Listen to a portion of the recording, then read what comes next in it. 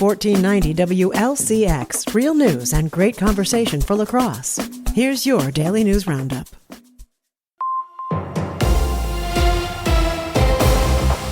For Civic Media News, I'm James Kelly. A federal court has ruled that the Trump administration cannot block congressionally approved funding to expand electric vehicle infrastructure. In a press release on Tuesday, Wisconsin Attorney General Josh Kaul announced the court granted summary judgment last week and concluded that the Trump administration's effort to withhold the funding violated the Administrative Procedure Act. Wisconsin joined a coalition of over a dozen states in filing the lawsuit, seeking to protect congressionally approved funding through the National Electric Vehicle Infrastructure Formula Program. Wisconsin is due to receive over $62 million of funding through the program, in addition to the overall economic impact from the jobs created. Attorney General Kaul also highlighted the environmental benefits of expanding the state's electric vehicle infrastructure, making it more feasible for residents to consider purchasing an electric vehicle. The National Electric Vehicle Infrastructure Formula Program awards grant funding to businesses like gas stations, restaurants, and hotels to help cover the cost of installing electric vehicle charging stations. The Wisconsin Natural Resources Board unanimously approved a rule change on Wednesday seeking to bring state regulation of PFAS in line with federal drinking water standards. The rule change follows regulations enacted by the Environmental Protection Agency during the Biden administration. Under the Trump administration, the agency seeks to weaken those regulations to reduce which specific types of PFAS contaminants will have stricter limits. The agency's 2024 rule set limits for the two most common PFAS contaminants at 4 parts per trillion and 3 other types at 10 parts per trillion. Under Wisconsin law, the state-level drinking water standard requirements must be at least as stringent as the federal requirements. With the EPA seeking to roll back those previous protections, Natural Resources Board officials say increasing state regulations will better protect residents from the forever chemicals. According to a WPR report, an economic impact analysis conducted by the Department of Natural Resources found that meeting more stringent state-level regulations would not cost Wisconsin any more than meeting current federal drinking water standards. For Civic Media News, I'm James Kelly.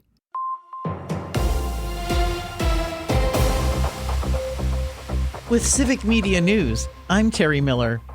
The fired head of the University of Wisconsin system says he won't fight his removal, but he still doesn't know why it happened. Jay Rothman told WISN 12's Upfront program that he accepts that the Board of Regents had the right to let him go, but says no one ever explained their decision to him.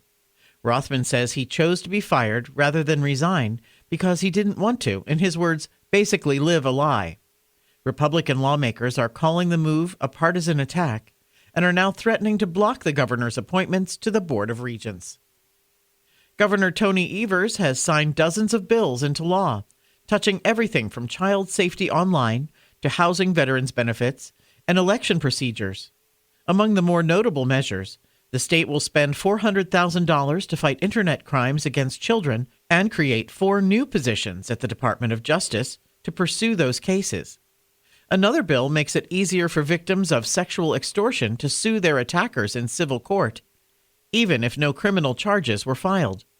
And for the first time, Wisconsin schools will be required to teach students about adoption as part of health education.